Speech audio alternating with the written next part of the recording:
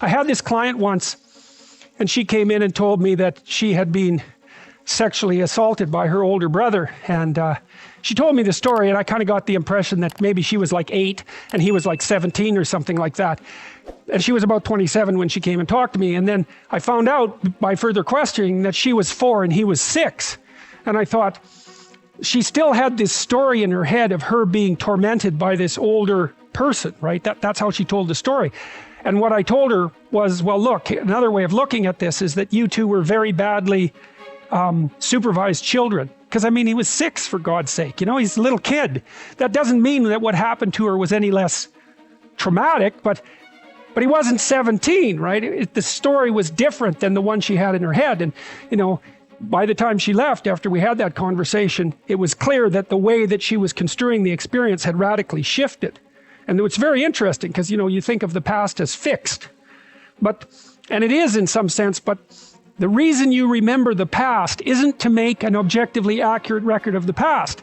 It's so that you can use the information in the past to prepare you for the future.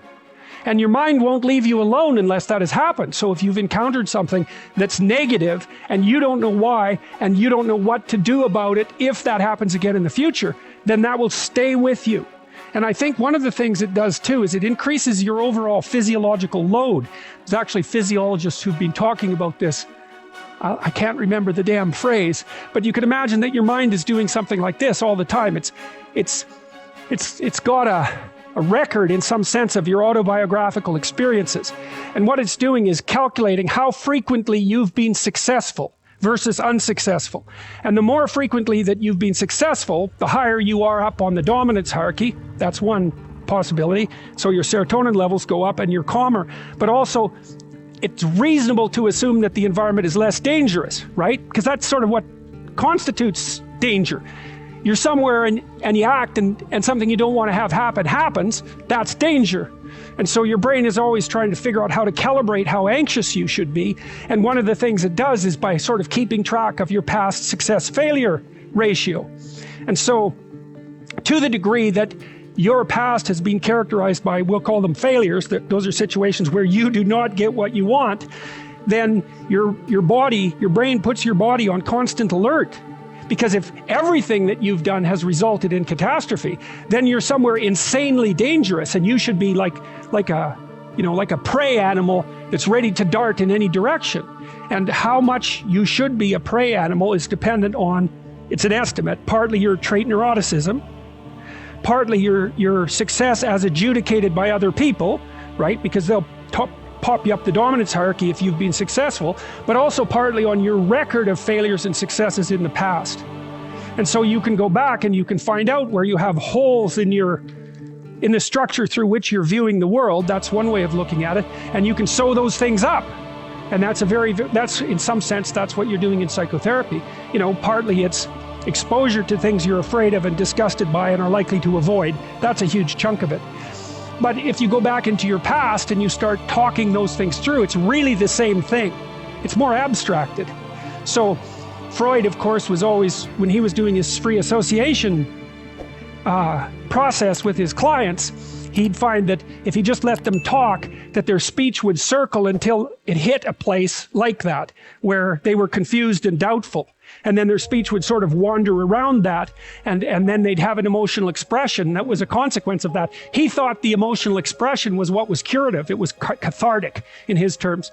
But later, James Pennebaker, upon whom these writing exercises I described, his research is based on that. My exercises are based on his research. He found that if you brought college students to the lab and you had them write for 15 minutes 3 times over 3 days about the worst thing that had ever happened to them, or the worst thing they ever did, if I remember correctly, they got worse in the short term but better in the long run. For example, they went and visited the doctor less, and markers of their physical health improved.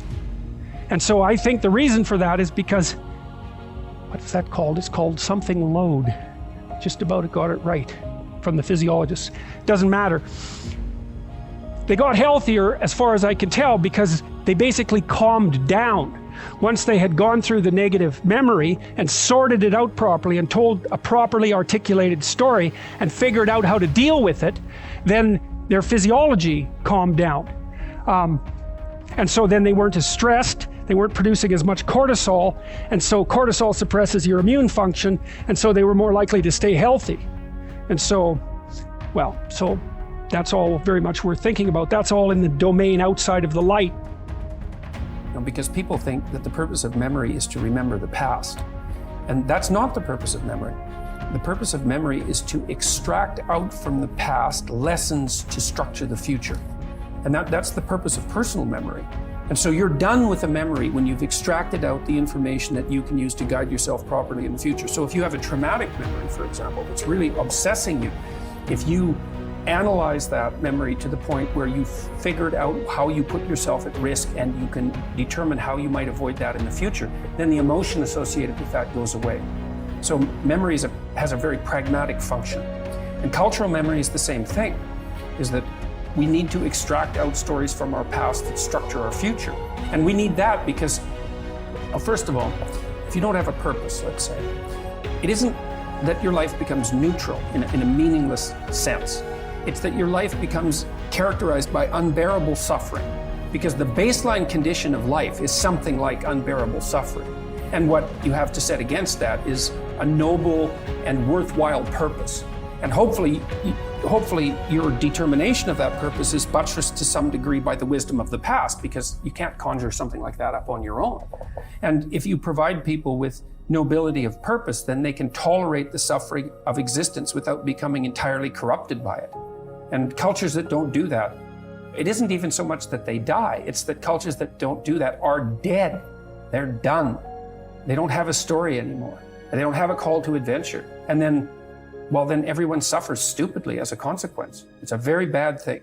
So Churchill made the same observation that many of the great psychologists and philosophers made in the early part of the 20th century. It's like, bring the story forward and propagate it and make it the most noble possible story. And then you motivate people to transcend themselves, which they need to do.